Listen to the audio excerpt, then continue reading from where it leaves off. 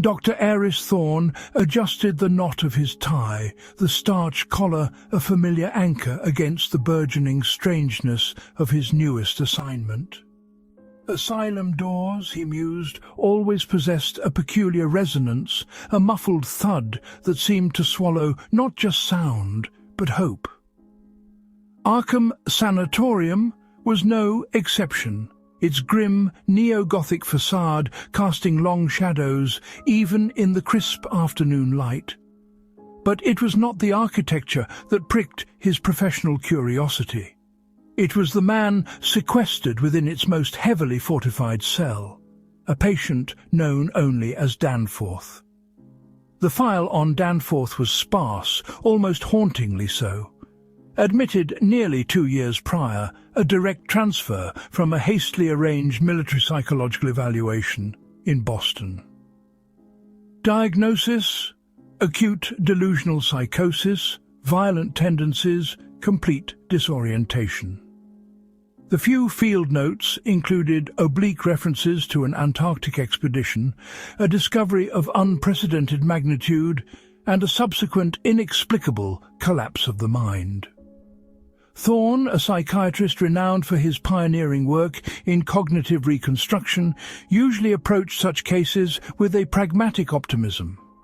But Danforth's file radiated a cold, ancient despair that defied standard categorization. The preceding 3 specialists had either requested transfer, retired abruptly, or, in one particularly disturbing instance, suffered a sudden and debilitating nervous breakdown. "He doesn't scream, Doctor," Matron Helga observed, her voice a low rasp, as she led Thorne down the whitewashed corridor towards the isolation wing. "Not anymore. Just whispers." Whispers, Thorne knew, could be far more insidious than screams. They insinuated themselves into the mind, planting seeds of doubt and fear in the fertile ground of solitude. He glanced at the matron, a woman whose granite features suggested she had witnessed every imaginable permutation of human suffering, yet a flicker of something akin to unease danced in her usually placid eyes. "And the coordinates?"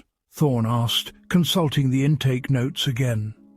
"He recites a series of numerical sequences?" "Incessantly," she affirmed, her footsteps echoing hollowly.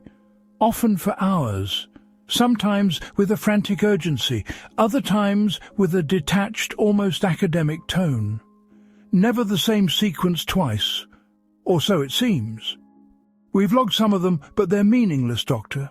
Just jumbled numbers, no pattern discernible to us." Thorne hummed, his mind already dissecting the potential pathology. Obsessive-compulsive disorder secondary to severe trauma. A complex system of referential delusions. The product of an elaborate, self-contained, hallucinatory world.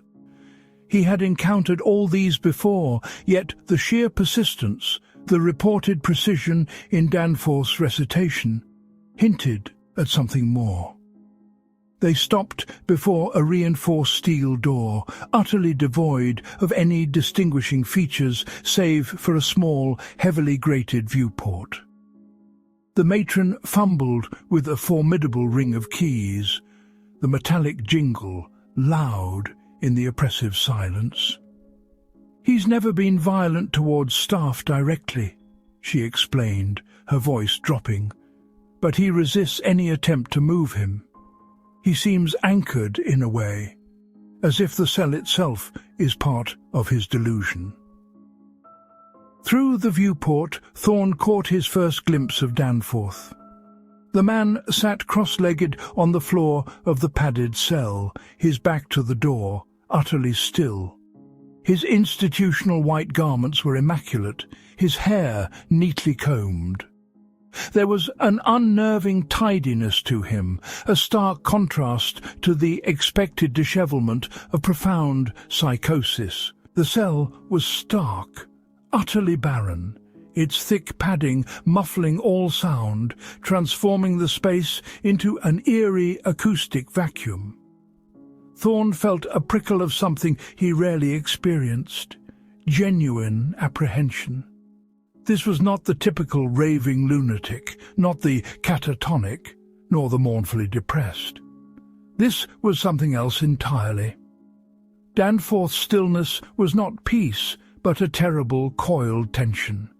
A silence pregnant with untold horrors. The matron unlocked the final bolt with a definitive thunk. "You have precisely an hour, Doctor. We don't allow extended exposure." Her tone, usually authoritative, held an unusual note of warning. Thorne nodded, a practiced smile on his face, though he felt little mirth. He pushed open the heavy door, stepping into the antechamber, the inner door still firmly shut. The air inside felt heavy, stagnant, imbued with a palpable sense of isolation. He could hear it now, faint but distinct, a rhythmic cadence behind the inner door. Coordinates. Matron Helga had been accurate, but these were not mere random numbers. There was a specificity to them, a structure, even if their meaning remained obscure. Thorne took a deep breath, adjusted his glasses, and prepared to face the enigma within. He was a scientist, a man of logic and reason. He believed in the power of the human mind to heal, to reassemble shattered realities. He would unravel this. He had to. With a final mental bracing, Dr. Thorne unlocked the inner door and stepped into the cell. Danforth didn't stir. He continued his low, rhythmic recitation, his voice surprisingly clear, almost musical in its unwavering cadence. The air in the padded cell was colder than the corridor, a chill that seemed to emanate not from drafts, but from something deeper, something profoundly unsettling. The padded walls, designed to protect the patient from himself, instead seemed to absorb all ambient light, creating a muted, sickly grey environment. "Mr. Danforth," Thorne began, his voice calm, measured. He sat on the floor opposite the patient, maintaining a respectful distance. "My name is Dr. Aris Thorne. I'm a psychiatrist here at Arkham. I'd like to talk with you, if you're willing." Danforth's recitation faltered, then stopped. Slowly, with an unnerving deliberateness, he turned his head. His eyes, though lacking the fire of overt madness, held a depth of despair and a glint of something utterly ancient, something that seemed to have witnessed the undoing of time itself. They were blue, strikingly so, against his pale, unlined face, and fixed on Thorne with an intensity that made the doctor instinctively shift. "There's no point in talking," Danforth said, his voice a low, resonant baritone, entirely free of slurring or tremor. "Not here, not where the angles are all wrong." Thorne frowned, his professional curiosity instantly piqued. "Angles? What do you mean, Mr. Danforth?" "The corners," Danforth replied, gesturing vaguely with a wrist that was surprisingly delicate. "They are Euclidean, prosaic. They don't understand the pressures, the true geometry." This was an unexpected turn. Thorne had anticipated fragmented speech, tangential answers, perhaps even a refusal to communicate. Instead, Danforth was speaking coherently, albeit cryptically. "Can you tell me about the true geometry, Mr. Danforth? What do you mean by pressures?" Danforth's gaze drifted past Thorne, seemingly focusing on a point directly behind the doctor's head, or perhaps through it. "They are shifting always. These walls, they remember the right angles, the flat planes. But the memory is fading. The infection began with the clouds, the final shape." Thorne felt a prickle of unease. "The clouds? What shape did you see in the clouds, Mr. Danforth?" He kept his voice steady, his expression neutral. This was the opening he had been searching for, the key to unlocking the trauma. Danforth's eyes returned to Thorn, a fleeting spark of something akin to pity in their depths. "You wouldn't understand. Not yet. The coordinates are merely directions, pathways to where the angles begin to bend, to where the laws break down."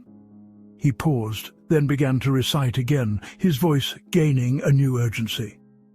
Lambda 109.5, Phi 87.2, Kappa 3.7. The axis of the cube tilts. The hypervertex extends beyond perception. Alpha prime 227.4, Beta prime 301.9, Gamma prime 45.0. Thorn diligently recorded the sequences in his small notebook, trying to discern a pattern, a terrestrial analogue. Astronomical, geological, nautical? They seemed to oscillate between different systems, or perhaps to blend them into a new, terrifying cartography. The padded cell, under Danforth's unwavering gaze, suddenly seemed less secure, its perfect right angles feeling provisional. Thorn shook his head slightly, attributing the fleeting sensation to the psychological influence of his patient's delusion. It was a common phenomenon for practitioners to momentarily feel the pull of a patient's internal world. "Mr. Danforth, can you tell me what happened in Antarctica?" Thorn pressed, attempting to guide the conversation back to the source of the trauma. "The expedition, what did you discover there?" Danforth's expression hardened, a deep weariness settling upon him. "We saw things, Doctor. Things that were not meant to be seen. Cities of a bygone era, older than time itself. And then the sky, the clouds." He shuddered, a barely perceptible tremor. "They were not clouds, not in the way you understand them. They were projections, or reflections, of something unimaginable, and within them the geometry began to reveal itself." Thorn leaned forward, his pen hovering over his notebook. "The geometry of what, Mr. Danforth?" Danforth's eyes fixed on a seam in the padded wall behind Thorn. For a moment, his gaze was so intense that Thorn instinctively glanced over his shoulder, half expecting to see some subtle shift in the wall's perfectly flat surface. There was nothing. "The geometry of it," Danforth whispered, his voice suddenly thick with an ancient terror. "The final shape. The thing that came before forms, before definitions. It wasn't a thing, Doctor. It was a principle. A blueprint of non-existence folded into the fabric of reality. It looked like a shadow cast by a four-dimensional object. But the shadow wasn't flat. It bent. It curved in ways that broke the mind." As Danforth spoke, Thorn felt a peculiar shift in the air, a subtle pressure change. The padded cell, usually so perfectly enclosed, seemed to subtly expand, then contract like a breathing organism. The light, which entered through a single small reinforced window high up on the wall, seemed to waver, momentarily dimming and then brightening with an unnatural intensity. He dismissed it as a trick of his own vision, perhaps a migraine coming on from the intense concentration. "When I looked back," Danforth continued, his voice gaining a chilling momentum, "the clouds were swirling, shifting, not like weather, but like a vast living equation. And then I saw it, the angle, the impossible intersection, the way it defined itself, not by what it was, but by what it could not be. A negative space that somehow held infinite positive volume." Thorn felt a cold dread begin to creep into his logical mind. Danforth's descriptions, while abstract, were unusually precise for a psychotic episode. There was an internal consistency, a haunting conviction. He felt a sudden, inexplicable urge to check the angles of the room, to assure himself that the corners still met at precisely 90 degrees. He resisted the impulse. This was a classic transference of anxiety. "Can you draw it for me, Mr. Danforth?" Thorne asked, a new strategy forming. "If it's a shape, perhaps you can sketch it." Danforth laughed, a dry, humourless sound that scraped against Thorne's nerves. "Draw? You cannot draw a concept, Doctor. You can only feel its pull, its terrible gravity. It is the shape of space itself when it sheds its Euclidean shackles. It is what defines the coordinates I speak. They are not merely locations on a map, but vectors into that impossible dimension." As Danforth uttered the word dimension, the light in the cell flickered violently, plunging the room into momentary darkness before sputtering back to a dim, sickly yellow. This time Thorne saw it.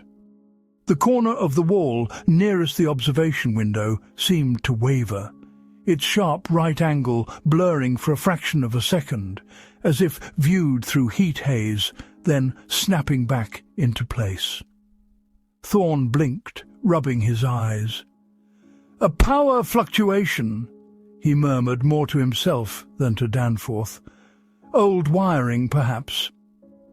Danforth merely smiled, a knowing, chilling expression. "The wiring is fine, Doctor. It's the framework. It's bending. You're beginning to feel it, aren't you? The whispers of true geometry. The infection spreads. My memory, your perception. They are becoming intertwined." Thorne felt a chill that had nothing to do with the air temperature.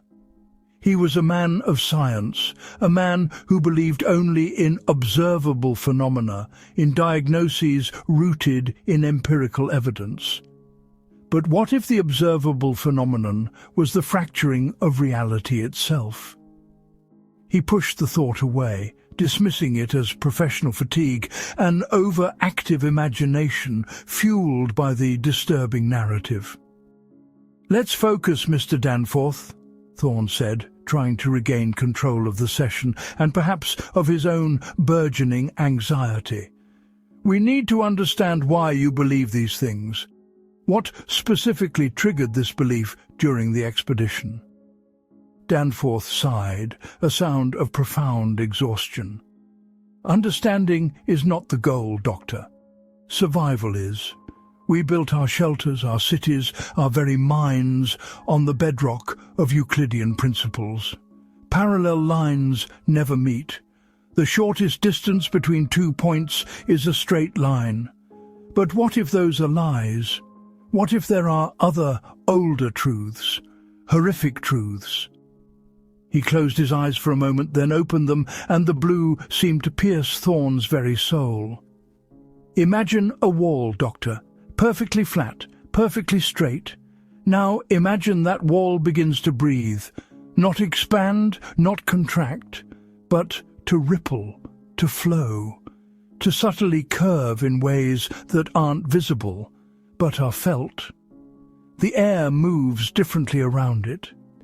Your hand, tracing its surface, finds new contours that weren't there a moment ago." Thorne looked at the padded wall beside him. It appeared perfectly flat, perfectly normal. He reached out a hesitant hand, then pulled it back. No, he would not succumb to suggestion. He would not allow Danforth's delusion to infect his own reality.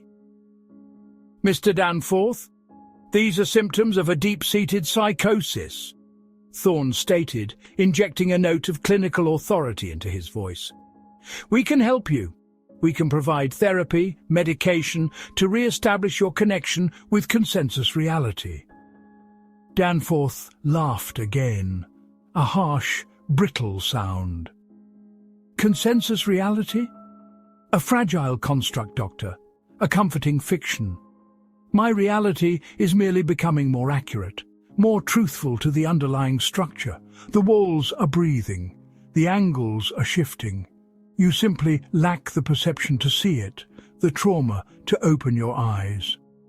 He paused, then his voice dropped to a near whisper, laden with a terrible significance. "But that's changing, isn't it?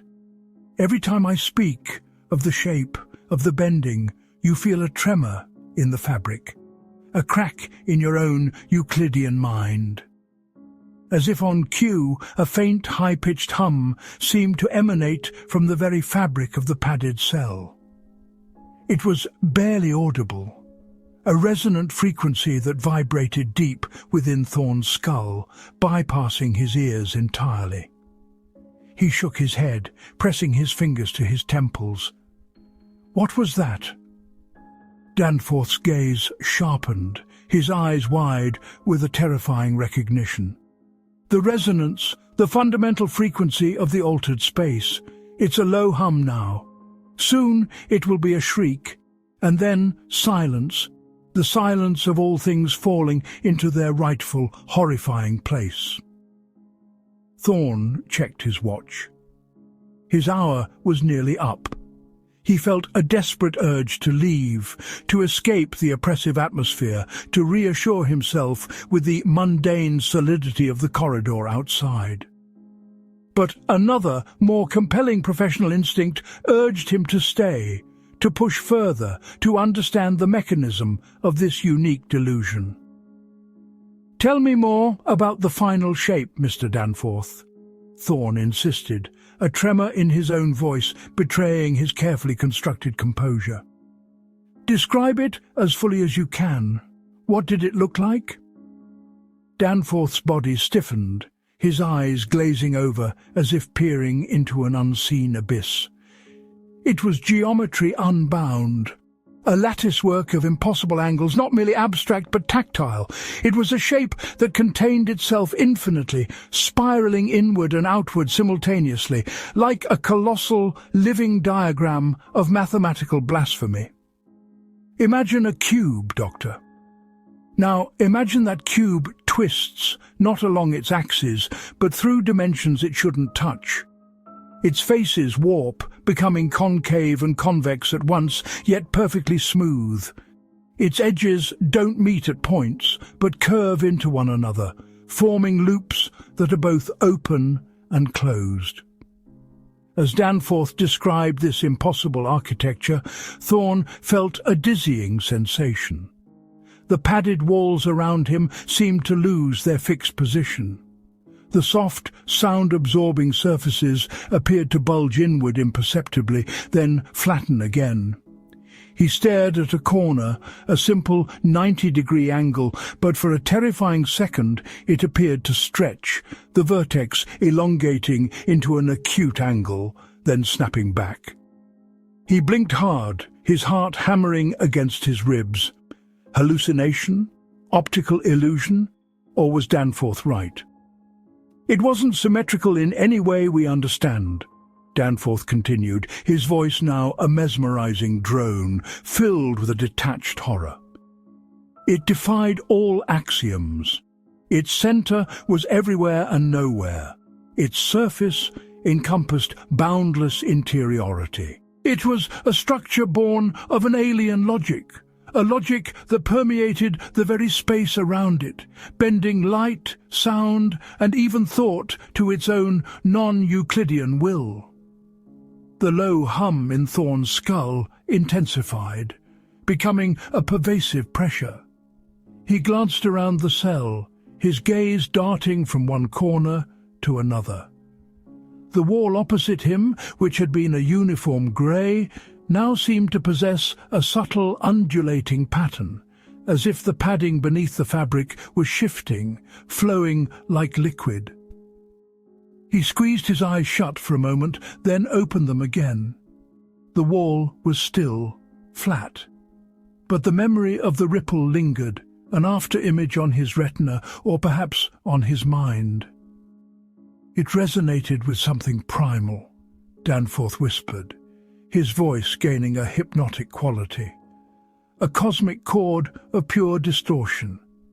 We only saw its shadow in the clouds, Doctor, a faint, distorted echo. But even that echo was enough. Enough to show us the lie of our world. Enough to fracture the mind, and then the very space in which that mind exists. Thorn felt a bead of sweat trickle down his temple. The air in the cell grew heavy, almost viscous. He tried to rise, to assert his professional distance, but a strange lethargy held him rooted to the spot. His limbs felt heavy, his mind clouded by a growing sense of unreality. He looked at Danforth, who was now gazing fixedly at a point above Thorn's head, his blue eyes wide, reflecting not the cell, but something else entirely. "The asylum," Danforth said, his voice a low, terrifying pronouncement. "It's beginning to remember. The angles are weakening. The straight lines are losing their conviction. Soon the entire structure will conform to the true geometry, to the shape, and then no one will be able to distinguish between the inside and the outside." Suddenly, with a soft, barely perceptible shiver, the padded wall to Thorn's left began to visibly ripple. Not a trick of light, not an illusion, but a clear, undeniable undulation. The once flat surface now curved inward in a gentle concave arc, then swelled outward, creating a convex bulge, all within the span of a few seconds. The corner where it met the adjacent wall seemed to soften, the sharp edge blurring into a seamless, impossible transition. Thorn gasped, scrambling backward, his chair scraping loudly across the linoleum floor. He stared, mesmerized and horrified, at the impossible architecture unfolding before his eyes. The room was not merely shifting, it was breathing in accordance with Danforth's description. The low hum in his skull intensified, becoming a throbbing pressure that threatened to split his head apart. "It's not just the walls, Doctor," Danforth said, his voice now calm, almost triumphant. "It's the very space, the distances, the way light behaves. Look at your hand." Thorn, trembling, held up his right hand. For a sickening moment, his fingers seemed to stretch and contract, the familiar lines on his palm shifting, reforming. The light reflecting off his skin seemed to bend, creating shadows where none should exist, and illuminating surfaces that should have been in darkness. His hand no longer felt quite his own, but a distorted, alien appendage. "My God!" Thorn whispered, his voice choked with terror. He looked at the door, the steel door that had seemed so reassuringly solid an hour ago. Now its frame seemed subtly twisted, the right angles of its corners becoming impossibly acute, then obtuse in a sickening, silent oscillation. The viewport, once a perfect square, was now a trapezoid, its sides no longer parallel. Danforth slowly rose to his feet, his movements fluid, unburdened by the madness that had seemed to hold him captive. He walked towards the rippling wall, his hand reaching out, not with fear, but with a strange reverence. "It embraces me, Doctor. It always has. I merely needed a conduit, a witness, someone to help me articulate its truth." He turned, his blue eyes now blazing with a terrible ancient wisdom. "You, Doctor, you have been that witness. Your rational mind, your insistence on empirical evidence, your very resistance has created the tension required for the fracture to occur. Every time you asked me to describe the shape, every time you doubted your own senses, you chipped away at the Euclidean foundation." The air in the cell now crackled with an almost palpable energy. The hum had escalated into a high-pitched whine that grated on Thorn's very bones. The padded walls undulated with increasing speed, no longer merely rippling, but actively deforming. Corners bent inward, creating impossible pockets of space. Surfaces curved outward like warped lenses, distorting Thorn's reflection into grotesque, elongated caricatures. The floor beneath his feet felt uneven, shifting and tilting, as if the entire structure was being slowly, inexorably twisted into a new, horrific geometry. "The coordinates," Danforth said, his voice booming now, filling the entire expanding, contracting space.